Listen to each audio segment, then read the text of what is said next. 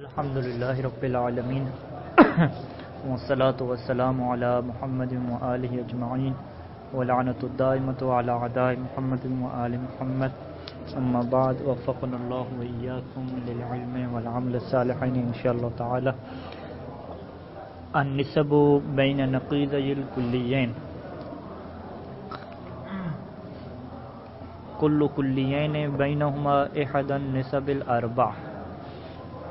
یہاں پہ گفتگو نسب اربع میں جاری ہے اور آج کی عبارت میں واضح طور پہ تصریح موجود ہے کہ کل کلیین بینہما احد النسب. کسی بھی آپ کلی کو لے لیں. کلی کیا مطلب؟ یعنی مفہوم کلی کو لے لیں تو اس کے درمیان چار نسبتوں میں سے کوئی ایک نسبت موجود ہوگی. شروع میں ہم نے اسی بات کی طرف اشارہ کیا تھا کہ اگرچہ نسب اربع کی بحث کے شروع میں مصنف نے یہ صراحت نہیں کی کہ ہم نسب اربع دو مفہوم کلی کے درمیان دیکھیں گے یا دو مفہوم جزئی کے درمیان یا ایک کلی یا ایک جزئی کے درمیان. تو وہاں پہ یہ کہا تھا کہ منطقیوں کے ایک گروہ کا یہ نظریہ ہے کہ یہ نسبت مطلقاً ہم دیکھیں گے چاہے جزئی مفہوم جزئی ہو کلی ہو یا دونوں جزئی ہوں. لیکن مصنف کا جو نظریہ ہے کہ نہیں، نسب اربع فقط کہاں پہ موجود ہیں؟ دو مفہوم کلی میں موجود ہیں. اس کی وجہ بھی گزشتہ ہم نے بیان کی کہ اگر دو مفہوم جزئی ہوں گے تو نسبت فقط کیا بنے گی؟ تباین کی بنے گی، باقی نہیں بن سکتی. اگر ایک کلی ہے اور ایک جزئی ہے تو نسبتیں کیا بن سکتی ہیں؟ عام خاص مطلق بن سکتی ہے یا عام خاص یا تباین بنے گی. عام خاص مطلق بنے گی یا تباین بنے گی. تباین یعنی جب مختلف مفہوم ہوں گے، بالکل تقابل والے آپ لے لیں، تباین بنے گی. خوب. تو ایک اور نقطہ جس کی بھی وضاحت پہلے بھی اشارہ ہوا ہے تھوڑا سا کہ یہاں پہ یہ دعویٰ ہے منطقیوں کا کہ ہر دو مفہوم کلی کے درمیان چار نسبتوں میں سے ایک کا ہونا ضروری ہے. ٹھیک ہے، کوئی بھی آپ کلی مفہوم لے لیں.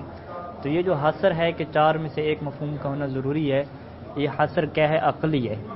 حصر کا مطلب یعنی منحصر کر دینا، یعنی اس سے زیادہ نہیں ہو سکتی. تو آیا یہ حصر عقلی ہے یا استقرائی ہے؟ استقرائی کیا مطلب؟ یعنی انہوں نے کلام عرب میں دیکھا اور جو فکر کی کتابیں تھیں ان میں دیکھا تو یہ چار ہی ملی. نہیں، ایسا نہیں ہے.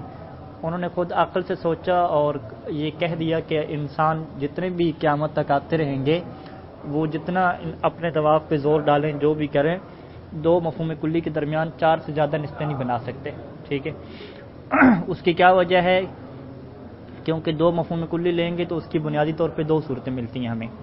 یا ان کے افراد بالکل ایک جیسے ہوں گے یا ایک جیسے نہیں ہوں گے، دونوں کے افراد. کیونکہ ہم نسبتیں دیکھ رہے ہیں افراد کے اعتبار سے، مصادیق کے اعتبار سے. اگر دونوں کے افراد بالکل ایک جیسے ہوئے تو وہ تساوی ہو جائے گا. ٹھیک ہے. اگر دونوں کے افراد ایک جیسے نہیں ہیں، ہم ابھی کہہ رہے ہیں ایک جیسے نہیں ہیں، بالکل کا لفظ استعمال نہیں کیا.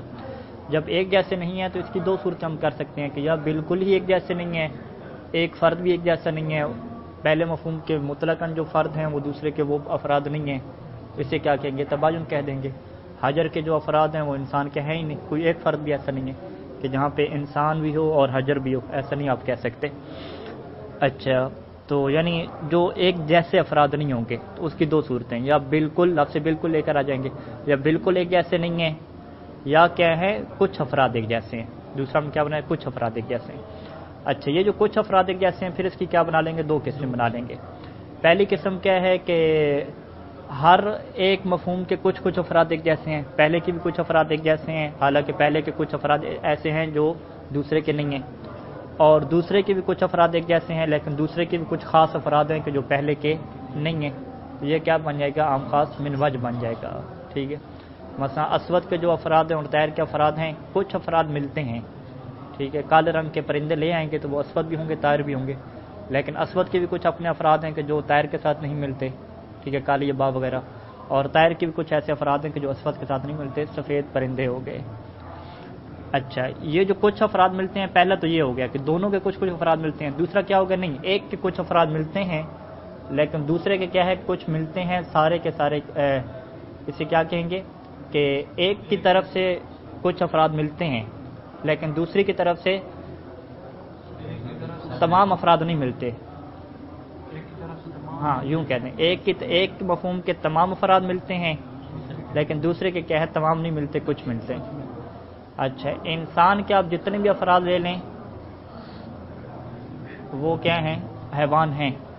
ٹھیک ہے. یعنی انسان کے جو بھی افراد ہوں گے وہی افراد کس کے ہوں گے؟ حیوان کے ہوں گے۔ اس سے ہم کیا کہیں گے کہ انسان کے جتنے بھی افراد لے لیں سب کے سب کیا ہے؟ حیوان کے ساتھ ملیں گے، حیوان سے خارج نہیں ہوں گے۔ یعنی انسان کے جتنے بھی آپ افراد لے لیں وہ حیوان کے افراد بھی بنیں گے۔ یعنی انسان کا کوئی ایسا فرد بھی نہیں ہے کہ جو دوسرے کا فرد نہ ہو، یعنی حیوان کا فرد نہ ہو۔ لیکن حیوان کے اگر لے لیں تو حیوان کے سارے افراد اس کے ساتھ نہیں ملتے، حیوان کے کیا کچھ افراد ملتے ہیں۔ ہم یوں کہہ دیں کہ ایک مفہوم جو کچھ افراد ملتے ہیں ان میں سے ایک مفہوم ایسا ہوگا کہ جس کے تمام افراد آپ لے کر آئیں گے تو پہلے کے بھی وہی افراد بنیں گے، ٹھیک ہے، لیکن پہلے کے کیا ہے؟ اس سے زیادہ بھی موجود ہیں۔ یہ تعبیریں آپ مختلف استعمال کر سکتے ہیں اس میں، اس کو واضح کرنے کے لیے۔ مثلا کیا بہترین تعبیر بنائیں گے آپ؟ پہلے ہم نے کیا کہا کہ دونوں افراد بالکل ایک جیسے ہوں گے یا ایک جیسے نہیں ہوں گے؟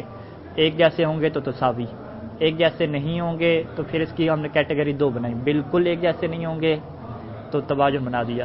اگر کیا ہے بالکل نہیں ہے، ایک جیسے ہیں لیکن ایک جیسے کی پھر دو صورتیں بنائی۔ اگر ہر ایک کے بعض افراد ایک ایک جیسے ہیں تو پھر کیا بنا کے عام خاص مناج بنا دیا۔ دوسرے میں کیا کہیں گے؟ ہاں، ایک مفہوم کے تمام افراد دوسرے مفہوم کے اندر نہیں پائے جاتے، ایک کے بعض افراد پائے جاتے ہیں، جبکہ جو دوسرے کے تمام افراد کیا ہیں پہلے مفہوم کے اندر بھی پائے جاتے ہیں۔ یوں یعنی اس طرح کی کوئی تعبیر کرنی پڑے گی، تو اس طریقے سے یہ کیا بن جائے گا؟ عام خاص مطلق بن جائے گا۔ اچھا، یہ حصر عقلی کی کیا ہے؟ اس طرح کی وجوہات بیان کی گئی ہیں کہ جس کو مصنف نے شروع میں اشارہ کیا تھا۔ اس کے بعد مصنف کہتے ہیں کہ کل کلیین بینہما احد نسب الاربع، ہر دو کلی کے جن کے درمیان نسب اربع میں سے ایک نسبت کا ہونا ضروری ہوتا ہے۔ لابد ان یکون بین نقیضیہما ایضا نسبۃ من النسب، تو یہ ضروری ہے کہ ان دو کلیوں کی جو نقیضیں ہیں ان کے درمیان بھی کیا ہو؟ نسب اربع میں سے ایک نسبت ہونی چاہیے۔ کیونکہ ہم نے کیا کہا کہ جو مفہوم ہوتا ہے مفہوم وجودی بھی ہوتا ہے اور مفہوم عدمی بھی ہوتا ہے، اور جو مفہوم کلی ہے کلی وجودی بھی ہوگا کلی عدمی بھی ہوگا، ٹھیک ہے۔ مثلا وجودی چیزوں کا مفہوم لے لیں گے، کتاب مثلا مفہوم کلی ہے، انسان کیا مفہوم کلی ہے؟ وجودی ہے، وجود کی آپ بات کر رہے ہیں۔ اگر آپ مفہوم کلی لیتے ہیں شریک باری تعالیٰ، اللہ کا شریک، پیچھے گزرا ہے کہ یہ بھی کیا مفہوم کلی ہے، اگرچہ اس کا خارج میں فرد نہیں ہے، کیونکہ مفہوم کلی کے لیے خارج میں فرد ہونا ضروری نہیں ہے، لیکن فرضی فرد ہونا کیا ضروری ہے۔ فرض کریں کہ اگر آپ فرد بنا لیں تو شریک باری تعالیٰ اس کے اوپر کیا ہے؟ فٹ آ جائے گا۔ اچھا، اس طریقے سے الشمس کہا مثلا، یہ مفہوم کلی ہے، اور یہ کیا ہے؟ سارے عدمی ہیں، ٹھیک ہے۔ خود لفظ عدم آپ لے لیں، عدم کیا ہے؟ ایک مفہوم کلی ہے، اس کے پر بہت سارے کیا ہے؟ مصادیق ہیں۔ اچھا، تو جب آپ کہہ رہے ہیں کہ مفہوم کلی کے درمیان کیا ہوگا؟ نسب اربع ہوں گی، تو مفہوم کلی وجودی ہوگا تو پھر بھی نسب اربع ہوں گی، اگر دونوں کے دونوں عدمی ہوں گے تو پھر بھی کیا ہوں گی؟ نسب اربع ہوں گی، ٹھیک ہے۔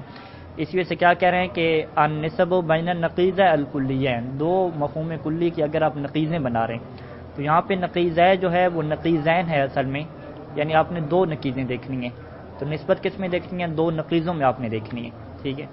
اچھا، پہلے ہم نسبت دیکھتے رہے کس میں؟ دو وجودی چیزوں میں، سینٹر والی چیز بچ گئی، ٹھیک ہے، دو وجودی، اور آخر پہ کیا ہو گیا؟ دونوں کے دونوں عدمی، اور دونوں کی دونوں نقیضیں، درمیان میں کیا بن گیا؟ ایک وجودی اور ایک عدمی، ٹھیک ہے۔ اس کے درمیان نسبت کی مصنف نے گفتگو نہیں کی، ٹھیک ہے۔ اگر ہم اپنی طرف سے دیکھنا چاہیں تو اس کے اندر کون سی نسبت بن سکتی ہے؟ مثال کے طور پہ انسان کیا ہے؟ وجودی ہے، اور انسان کا عدم کیا ہے؟ لا انسان۔ اگر پوچھے کہ انسان کے ہونے اور انسان کے نہ ہونے میں کیا نسبت ہے تو پھر کیا کہیں گے؟ تباین کی ہوگی، ایک ہی بنے گی، ایک سے زیادہ نہیں بنے گی، ایسی ہے، یہ ایک سے زیادہ بن سکتی ہے۔ انسان کے جو بھی افراد ہوں گے ضروری ہیں کہ وہ لا انسان کے افراد نہ ہوں، تباین نہیں ہوگی، یعنی ورنہ آپ کیا کہیں گے کہ انسان اور لا انسان جمع ہو گئے ہیں، یہ فرد انسان بھی ہے اور یہ فرد کیا ہے؟ لا انسان بھی ہے، ایک ہی ٹائم پہ انسان بھی کہہ رہے ہیں اور ایک ہی ٹائم پہ کیا کہہ رہے ہیں؟ لا انسان بھی کہہ رہے ہیں۔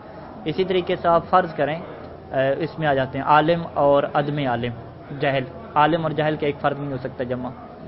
اچھا، ادھر سے فرض کریں آپ دن اور رات کو بناتے ہیں، آپ عدمی بناتے ہیں کہ رات کیا ہے؟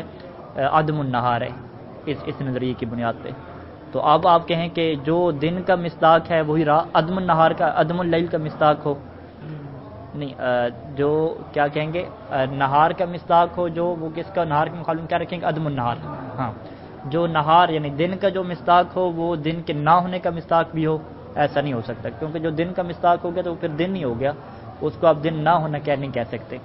لہٰذا ہم یہ جب سوال اٹھائیں گے کہ مصنف نے یہ تو بات کی ہے کہ دو مفہوم کلی کے درمیان 4 نسبتوں سے ایک نسبت ہے، پھر آج کی یہ بحث کر رہے ہیں کہ دو مفہوم کلی کی نقیضوں کے درمیان، یعنی 2 نقیضیں لے کر آ رہے ہیں، نقیضین کیونکہ تسنیہ نون گر گئی ہے اضافے کی وجہ سے، تو 2 نقیضوں کی درمیان نسبتیں بنا رہے ہیں۔ تو سوال کیا ہے کہ سینٹر کے در گیا کہ ایک وجودی ہو اور ایک کیا ہو، عدمی ہو، تو ہم کہیں گے کہ سینٹر میں 4 نسبتوں میں سے ایک نسبت نہیں ہو سکتی، وہاں پہ فقط ایک ہی نسبت متصور ہے، اور وہ کیا ہے، تباین کی ہے۔ یعنی کوئی بھی آپ مفہوم وجودی لے ہیں، اگر اسی وجود کا آپ عدم بنائیں گے، اسی وجود کا آپ عدم بنائیں گے تو نسبت کیا ہو جائے گی، آٹومیٹکلی تباین کی چلی جائے گی، کیونکہ وجود اور اسی وجود کا جو عدم ہے وہ آپس میں کیا ہے، تقابل رکھتے ہیں، تباین رکھتے ہیں۔ تقابل کا کیا مطلب ہے کہ وہ کبھی جمع نہیں ہو سکتے، نقیضیں کبھی جمع نہیں ہو سکتی ہیں۔ اچھا جی، اب یہاں پہ جب نقیضین کی بات کر رہے ہیں تو نقیض سے کیا مراد ہوتا ہے، عدم ہوتا ہے۔ کسی بھی چیز کا آپ عدم اٹھاتے ہیں تو اسے کیا کہتے ہیں، نقیض کہتے ہیں، لیکن ہر عدم کو نقیض نہیں کہتے۔ پیچھے گزرا ہے، ہاں کیسے؟ عدم کی 2 قسمیں پیچھے بیان ہوئی تھیں، ایک کو کہتے تھے عدم ملکہ اور ایک کو کہتے تھے عدم مطلق، ٹھیک ہے۔ اب آپ کیا کہتے ہیں کہ جاہل کو کیا کہتے ہیں، جاہل کیا مطلب، عدم العالم، عدم العلم، جاہل بھی کیا ہے، عدم العلم ہے، لیکن اس عدم کو نقیض کہتے ہیں کیا، علم کی نقیض نہیں کہتے، اسے کیا کہتے ہیں، عدم ملکہ کہتے ہیں، ٹھیک ہے۔ نقیض کیسے کہیں گے، جہاں پہ صلاحیت کی بات ہو یا نہ ہو، جہاں پہ صلاحیت کی بات نہ ہو، ٹھیک ہے، صلاحیت سے ہٹ کے، عدم الحجر، عدم الانسان، یہ آپ کہہ سکتے ہیں، ٹھیک ہے۔ تو اگر انسان کے عدم کو لے کر آئیں گے تو اسے کیا کہا جائے گا، نقیض کہا جائے گا۔ اگر عالم کا عدم لے کر آئیں گے تو اسے کیا کہا جائے گا، عدم ملکہ کہا جائے گا، ٹھیک ہے۔ کیوں عدم ملکہ وہاں پہ کہا جاتا ہے جب آپ کسی صلاحیت کی نفی کریں، جب آپ ملکہ کی بات کریں گے تو ملکہ کس میں سے ہوگا، صفات میں سے ہوگا، ٹھیک ہے، کیونکہ کسی بندے کی صفت، کسی بندے کی خصوصیت، ملکہ صلاحیت کے معنی میں کسی بندے کی صلاحیت کیا ہوگی، اس کی خصوصیت ہوگی، خصوصیت کیا مطلب، اس کی صفت ہوگی، تو صفت کا جو عدم ہوتا ہے اسے عدم ملکہ کہتے ہیں۔ لیکن جو وجودی چیزیں ہوتی ہیں اگر ان کا عدم کہیں تو وہ کیا ہوتی ہے، عدم نقیضی ہوتی ہے۔ تو جو نقیضین، ہم نسب اربع کی بحث جب کر رہے ہیں تو نسب اربع کی بحث ہم کہاں پہ کر رہے ہیں، ہر مفہوم کلی کے درمیان کر رہے ہیں، ایسی ہے۔ جب ہم ہر مفہوم کلی کے درمیان کہہ رہے ہیں تو چاہے وہ مفہوم کلی کا تعلق صفات سے ہو، چاہے اس مفہوم کلی کا تعلق کیا ہو، خارجی چیزوں سے ہو، وجود اور ذات سے ہو، ٹھیک ہے۔ تو اگر صفات سے ہوگا تو اس کی تو عدم نقیض ہوتی نہیں ہے، اس کو تو منطقی کیا کہتے ہیں، عدم ملکہ کہتے ہیں، اور اگر وجود میں سے ہے تو اس کو منطقی کیا کہتے ہیں، نقیض کہتے ہیں۔ لہذا جو عبارت کے اوپر نقیض لکھا گیا ہے، نقیض سے مراد عدم ہے، ٹھیک ہے، اور اس عدم سے مراد بھی مطلقاً عدم ہے، چاہے وہ عدم ملکہ ہو یا کیا ہو، عدم ملکہ سے ہٹ کے عدم وجود ہو، کسی چیز کا نہ پایا جانا ہو، وجود عدم ذات ہو، مطلق عدم جسے کہتے ہیں، ٹھیک ہے۔ لہٰذا اس نقیض سے مراد جو ہے وہ معنی اصطلاحی نہیں ہے کہ جو شروع میں کیا ہے گزرا ہے، جو کس کے مقابلے میں ہے، عدم ملکہ کے مقابلے میں ہے، بلکہ اس سے مراد کیا ہے، عدم، مطلق عدم، چاہے عدم ملکہ والا ہو جو بھی ہو، یہ تعویل کرنی پڑے گی۔ اگر یہ تعویل نہیں کریں گے تو پھر یہ ضروری ہوگا کہ یہ عبارت غلط ہو جائے، اور پھر یہاں پہ کیا کہنا چاہیے، النسب بین عدم الکلیین، یوں عدم کی تعبیر لے کر آتے ہیں، ٹھیک ہے۔ نسبت کس کے درمیان، بین عدم الکلیین، یہاں پہ کیا کہا، نقیض الکلیین کا، وہاں پہ کیا کہتے ہیں، بین عدم الکلیین، کہ 2 کلیوں کا آپ عدم بنا رہے ہیں تو ان کے درمیان نسبت کو دیکھیں۔ اب عدم کے اندر یہ اشکال نہ آتا، کیونکہ ایک عدم ملکہ والا بھی ہو سکتا ہے اور ایک عدم کیا نقیض والا بھی ہو سکتا ہے، ٹھیک ہے، یہ سوال نہ آتا۔ لیکن چونکہ نقیض کہہ دیا پھر اگلا فوراً سوال کرے گا تو نقیض کا تعلق تو فقط اس عدم سے ہے جو ملکہ والا نہ ہو، تو اس کے مطلب ہے آپ پھر یہ جو نسبت بنا رہے ہیں یہ عالم اور جاہل کے درمیان نسبت آپ نہیں بنائیں گے، ٹھیک ہے، واضح انشاءاللہ ہو۔ اچھا، کل کلیین بینہما احد النسب الاربع لا بد ان یکون بین نقیضیہما ایضا نسبۃ من النسب کما سیاتی، ٹھیک ہے۔ نقیضہ سے یہاں پہ ہم نے مراد کیا لیا، عدم، یعنی کسی بھی کلی کو آپ اٹھائیں گے تو اس کا مطلب کیا ہے، عدم ہو گیا۔ یعنی انسان اور حیوان میں ہم نسبت دیکھ رہے تھے تو ابھی ہم کس میں نسبت دیکھیں گے، عدم انسان اور عدم حیوان میں، یا منطقی سے کیا تعبیر کریں گے، لا انسان اور لا حیوان، کما سیاتی، جیسا کہ کیا ہے آئے گا. نقیضین کے درمیان بھی کیا نسب اربع میں سے ایک ہوگی. ولتعیین نسبت یحتاج الی اقامت البرہان، دو کلی کی نقیضوں کے درمیان نسبت کو معین کرنے کے لیے، لتعیین نسبت تو موجود ہے، نسبت کو معین کرنے کے لیے ضروری ہے کہ آپ کیا کریں، برہان قائم کریں، دلیل دیں. ٹھیک ہے. وطریقۃ البرہان التی نتبعها، اور برہان کے بہت سارے طریقے ہیں جو کہ جلد ثانی میں یا جلد سوم میں آئیں گے. تو یہاں پہ جو برہان کا طریقہ ہوگا التی نتبعها، کہ جس طریقے کی ہم اتباع کریں گے، ہونا یہاں پہ تعرف بطریقۃ الاستقصاء، اس برہان کو کیا کہتے ہیں، استقصاء کا طریقہ. ٹھیک ہے. یا دوسرا نام کیا ہے، طریقۃ الدوران والتردید، وسیاتی ذکرها فی مبحث القیاس الاستثنائی جلد ثانی. جلد ثانی میں اس کی بحث آئے گی کہ اس برہان کا کیا مطلب ہے. اور یہاں پہ کیا ہے، اس کی اجمالاً تعریف کر رہے ہیں. وہ اجمالاً تعریف کیا ہے کہ آپ جتنی ممکنہ حالات ہیں وہ آپ فرض کر لیں، پھر کیا ہے ایک ایک کی آپ نفی کرتے ہیں، تو جو آخر پہ بچ جائے وہ کیا ہوگا، حق ثابت ہو جائے گا. ٹھیک ہے. فرض کریں خلافت کو حقیقت ثابت کرنا ہے، تو آپ کہتے ہیں خلافت کے کتنے دعوے دار ہیں، 5-6 دعوے دار ہیں. پہلا ہو سکتا نہیں ہو سکتا، اس کے اندر اعتراض کر دیا. دوسرا ہو سکتا نہیں ہو سکتا، اس کے اندر اعتراض کر دیا. سب کو اس طرح باطل کرتے آئیں گے، آخر پہ جو ایک بچ جائے گا وہ کیا ہو جائے گا، ثابت ہو جائے گا. تو یہاں پہ آپ نے یہ نہیں کیا کہ پہلے کوئی ثابت کرنے کی کوشش کی، نہیں، آپ نے کیا کیا، پہلے ان کو نقصان کیا، ان کی کیا کی، تباہی کی. ہاں، اس کو باطل کریں گے، باطل کرنے سے جو بچ جائے گا وہ کیا ہو جائے گا، ثابت ہو جائے گا. ٹھیک ہے. اب یہاں پہ ہم نے کیا کرنا ہے، جب بھی دو نقیضیں کوئی ذکر کرے گا، یعنی جیسے کوئی بندہ پوچھے گا کہ لا انسان اور لا حیوان میں کیا نسبت ہے، تو ہم کہتے ہیں کہ نسبت تو کیا ہے، چاروں میں سے ایک ہوتی ہے، 4 سے زیادہ تو نہیں ہوتی. اور ہم ایک دعویٰ کرتے ہیں، فرض کریں ہمارا دعویٰ ہے کہ نسبت یہاں پہ عام خاص مطلق کی ہے. ٹھیک ہے. تو پھر وہ کہے گا کہ وہ باقی نسبیں کیوں نہیں ہیں، تساوی کی کیوں نہیں ہے، تباین کی کیوں نہیں ہے. پھر ہم کہیں گے چلیں تینوں مان لیتے ہیں، تباین کی مان لیتے ہیں، تساوی مان لیتے ہیں، عام خاص من وجہ مان لیتے ہیں. پھر ایک ایک کو کیا کریں گے، باطل کرنا شروع کریں گے. ہم کہتے ہیں یہ بھی نہیں ہو سکتی، یہ مشکل ہے، اس میں یہ بھی نہیں ہو سکتی، اس میں یہ مشکل لازم آتی ہے. تو پھر آخر پہ جو بچ جائے گا وہ کیا ہو جائے گا، ہمارا دعویٰ ثابت ہو جائے گا.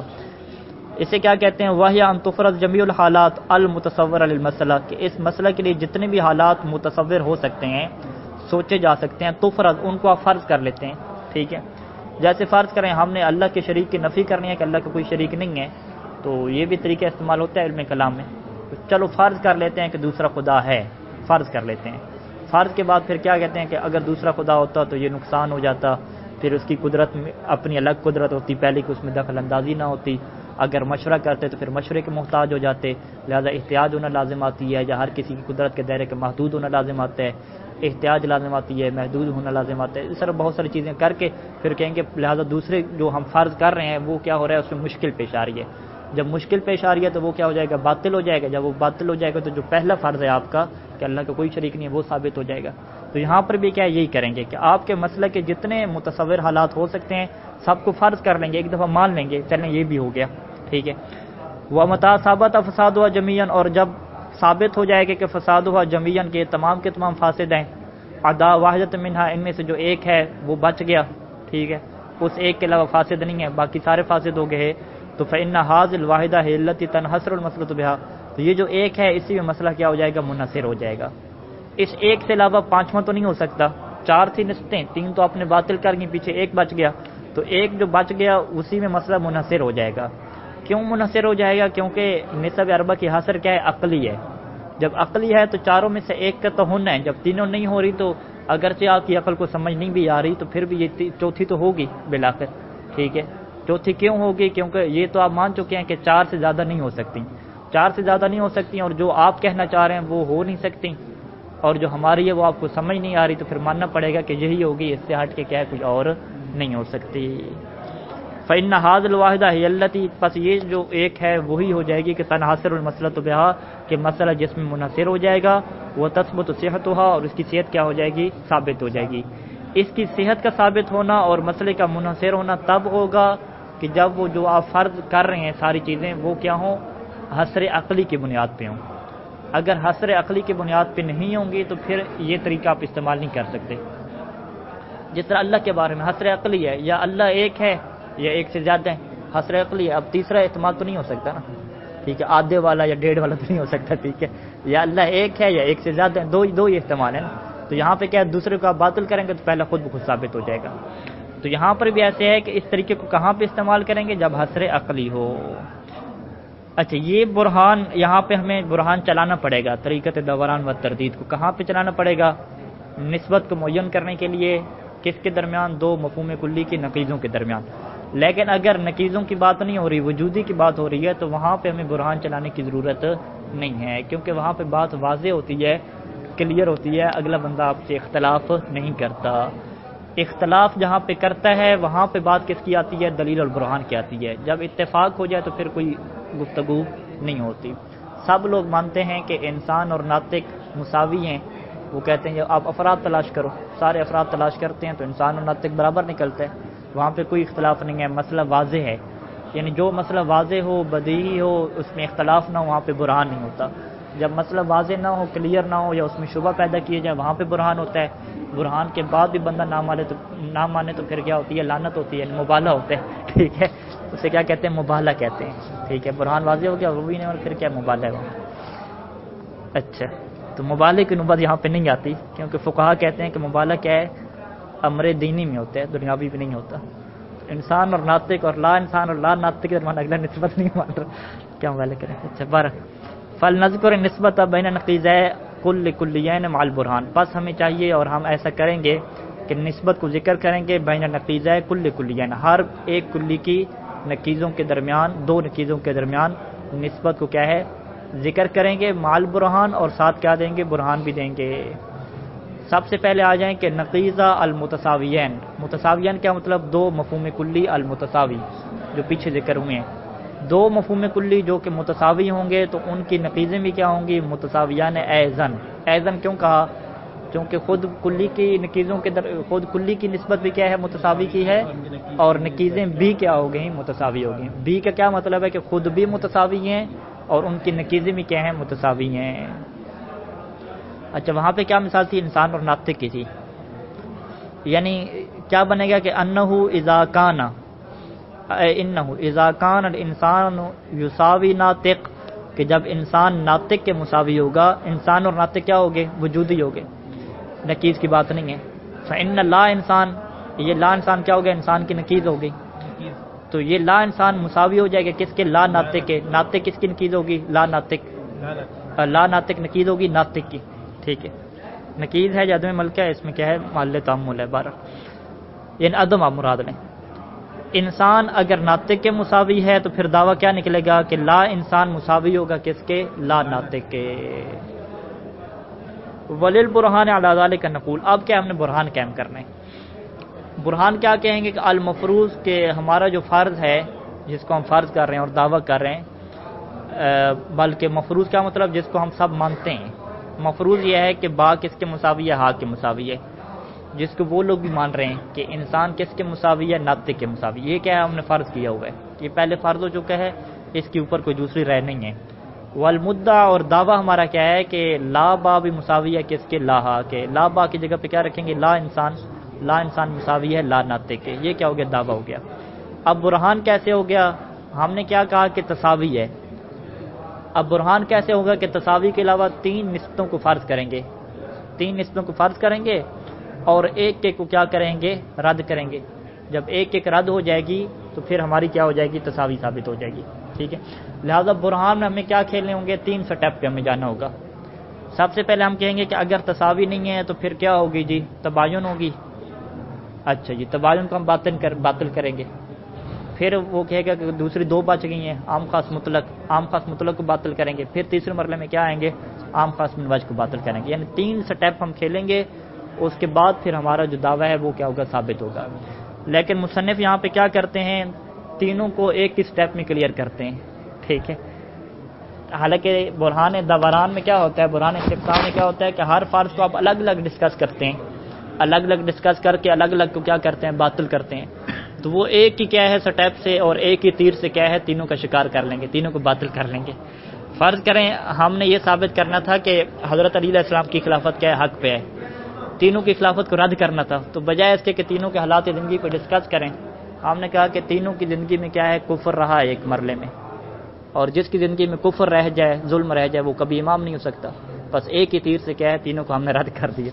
تو یہاں پر بھی کیا ہے یہی طریقہ استعمال ہوگا کہ ہر ایک کو الگ الگ ڈسکس نہیں کریں گے، کہیں گے کہ تینوں میں حد اشتراک کیا ہے. یہاں پہ تینوں میں حد اشتراک کیا تھی؟ کفر تھا، زندگی میں کفر تھا، ٹھیک ہے، ظلم تھا، کفر ظلم ہے. یہاں پہ ان تینوں میں حد اشتراک کیا ہے؟ کون سے تین؟ تساوی کے علاوہ تباین، عام خاص منوج اور عام خاص مطلق. ان تینوں میں حد اشتراک کیا ہے کہ فی الجملہ کچھ افراد ایسے ہیں کہ جو ایک دوسرے سے میچ نہیں کرتے. دو اصطلاحیں استعمال ہوتی ہیں، ایک کو کہتے ہیں بالجملہ اور ایک کو کہتے ہیں فی الجملہ، ٹھیک ہے. بالجملہ کیا مطلب؟ تمام کے تمام افراد. بالجملہ کی بات کہاں پہ آتی ہے؟ تباین میں آتی ہے. ہم کہتے ہیں کہ جو انسان کے افراد ہیں بالجملہ وہ افراد کیا ہے؟ حجر کے نہیں ہیں. بالجملہ کہا یعنی تمام کے تمام. فی الجملہ کیا مطلب؟ بعض افراد، ٹھیک ہے. ہم کہتے ہیں کہ جو انسان کے فی الجملہ افراد ہیں وہ حجر کے کیا ہے؟ فی الجملہ افراد نہیں ہیں، ٹھیک ہے. تو بالجملہ کی تعبیر استعمال کرنے کا مطلب کیا ہے کہ آپ یہ کہہ رہے ہیں کہ تمام کے تمام افراد نہیں ہیں. فی الجملہ کی تعبیر کرنے کا کیا مقصد ہے؟ آپ کہہ رہے ہیں کہ کچھ افراد تو نہیں ہیں کم از کم، باقی کچھ کا آپ نے نہیں بتایا، ٹھیک ہے.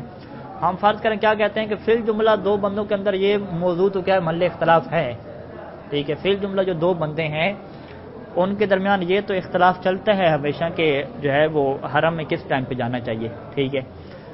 لیکن جو ہے وہ جناب علی درس میں جانے کا جو ہے ان کا اتفاق ہے کہ دونوں درس پہ نہیں جاتے، ٹھیک ہے.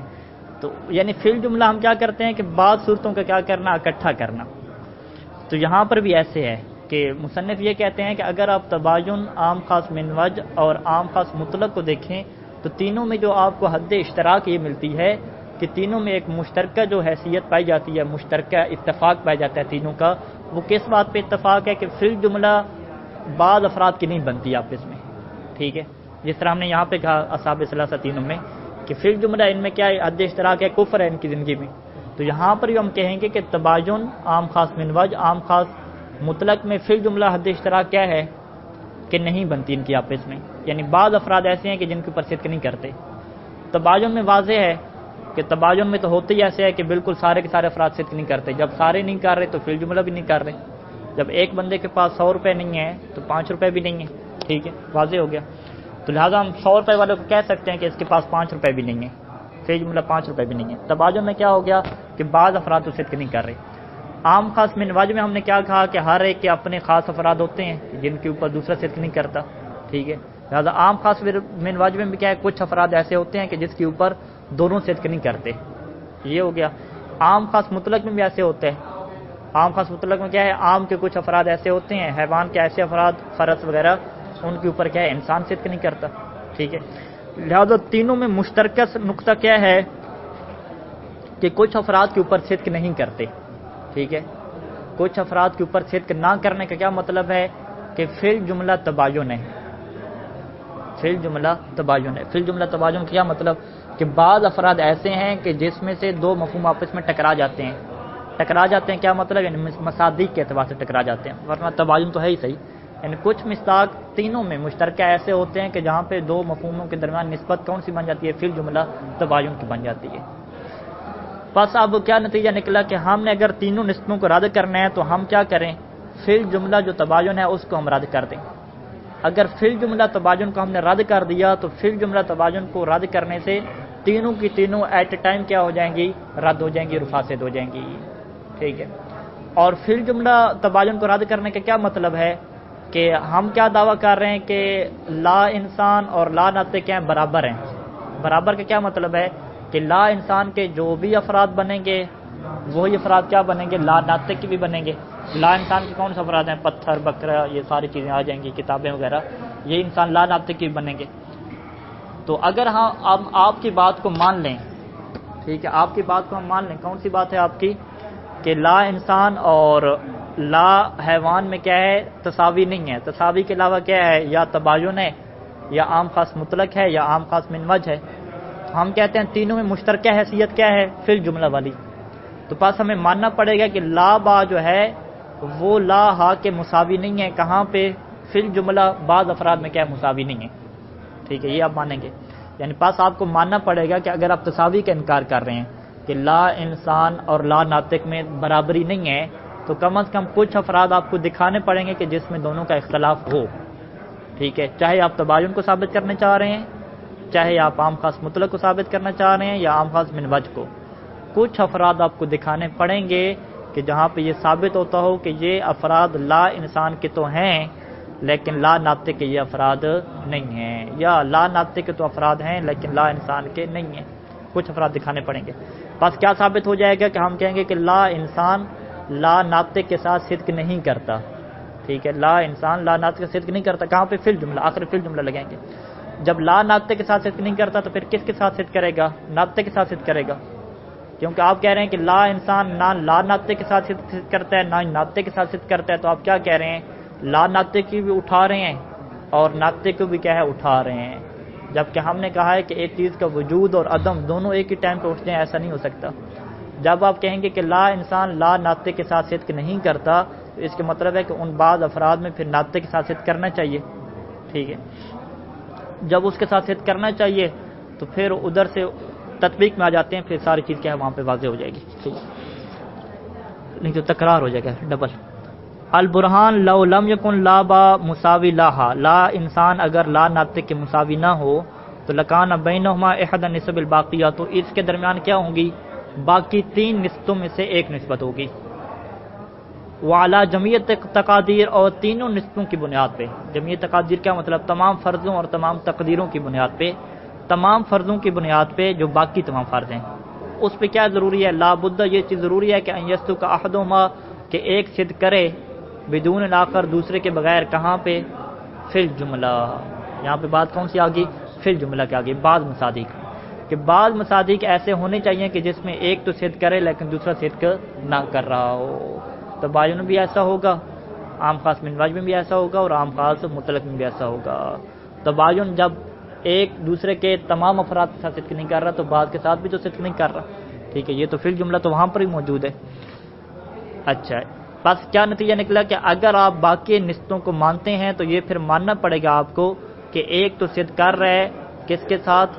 دوسرے کے بغیر صدق کر رہا ہے. یعنی ایک صادق آ رہا ہے لیکن دوسرا صادق نہیں آ رہا. جبکہ تساوی میں کیا ہوتا ہے؟ دونوں اکٹھے صادق آتے ہیں. یہ بندہ جو ہے وہ ایک ہی ٹائم پہ انسان بھی ہے اور ایک ہی ٹائم پہ ناطق بھی ہے. یہ جو پتھر ہے ایک ہی ٹائم پہ لا انسان بھی ہے اور ایک ہی ٹائم پہ لا ناطق بھی ہے. دونوں اکٹھے صدق آتے ہیں. تو اگر آپ کہتے ہیں کہ اس کے درمیان باقی نسبتیں ہیں تو کیا نتیجہ نکلے گا کہ لا انسان تو یہ پتھر ہے لیکن لا ناطق نہیں ہے. ٹھیک ہے، یہ صدق کرے گا نا. فلاح صادق لا با بدون لاہا، اگر لا انسان بغیر لا ناطق کی صدق کرے، یعنی جہاں پہ لا انسان فٹ بیٹھ رہا ہے وہاں پہ لا ناطق فٹ نہ بیٹھے، فی الجملہ ہی مان رہے ہیں، تو لسادہ کا تو پھر کیا صدق کرنا چاہیے کہ لا با پھر ناطق کے ساتھ صدق کرنا چاہیے. ٹھیک ہے، اس کی کیا وجہ ہے کہ اگر لا با یعنی لا انسان لا ناطق کے بغیر صدق نہیں کر رہا تو پھر کس کے ساتھ صدق کرنا چاہیے؟ ناطق کے ساتھ صدق کرنا چاہیے. ٹھیک ہے، کیونکہ لا ہا اور ہا آپس میں کیا ہے؟ نقیضیں ہیں. جب لا ہا کے ساتھ بھی آپ نے دون لگا دیا یعنی لا ہا کے بغیر، پھر ہا کے ساتھ کیا ہے؟ دون کو ختم کرنا پڑے گا. نہیں تو کیا لازم آ جائے گا کہ آپ ہا لا ہا کو بھی اٹھا رہے ہیں اور ہا کو بھی اٹھا رہے ہیں، یعنی ایک ہی ٹائم پہ ہا ہے بھی اور ایک ہی ٹائم پہ نہیں بھی ہے. ایسا نہیں ہو سکتا. تو پھر ضروری ہے کہ لا با کیا ہے؟ ہا کے ساتھ صدق کرے. لأن نقیضین لا یرتفعان، کیونکہ نقیضیں اٹھ نہیں سکتی. کیونکہ اٹھ نہیں سکتی تو پھر ضروری ہے کہ جب لا با لا ہا کے بغیر نہیں آ رہا تو ہا کے ساتھ آنا چاہیے. اچھا، جب لا با ہا کے ساتھ آ جائے گا تو پھر اس کا کیا لازمہ ہو جائے گا کہ ان لا یسلک با ما ہا، پھر کیا ہے؟ با کو ہا کے ساتھ نہیں آنا چاہیے. جب لا انسان ناطق کے ساتھ آ گیا تو اب انسان ناطق کے ساتھ نہیں آنا چاہیے، وگرنہ کیا ہو جائے گا کہ ناطق کے ساتھ لا انسان بھی صدق کر رہے ہیں اور ناطق کے ساتھ انسان بھی صدق کر رہے ہیں. انسان اور لا انسان کو اب کیا کر رہے ہیں؟ جمع کر رہے ہیں کہ ایک ہی ٹائم پہ صدق کر رہے ہیں. اس کا لازمہ کیا بنتا ہے کہ پھر جو با ہے وہ ہا کے ساتھ صدق نہیں کرنی چاہیے، کیونکہ نقیضین کیا ہیں؟ کبھی جمع نہیں ہوتی. اور با ہا کے ساتھ جب صدق نہیں کرے گا تو پھر کیا ثابت ہو جائے گا کہ با اور ہا میں کیا ہے؟ تباین ہے، اگرچہ فی الجملہ ہی مان لیں. ٹھیک ہے، وہذا خلاف المفروض، اور با اور ہا کے درمیان تباین ماننا یہ ہمارے مفروض کے خلاف ہے. یعنی کیا ثابت ہوگا کہ انسان اور ناطق کے درمیان کیا ہے؟ تباین ہو گیا ہے، اور یہ ہمارے مفروض کے خلاف ہے جو کہ ہم نے شروع میں کیا کہا تھا کہ با اور ہا کیا ہیں؟ مساوی ہیں. وعلیہ، پس اس بنیاد پہ فلا یمکن، یہ ممکن ہی نہیں ہے کہ ان یکون بین لا با لا ہا، کہ لا انسان اور لا ناطق کے درمیان کیا ہو؟ من النسب الاربع غیر تساوی، تساوی کے علاوہ کوئی اور نسبت ہو، یہ ممکن ہی نہیں ہے.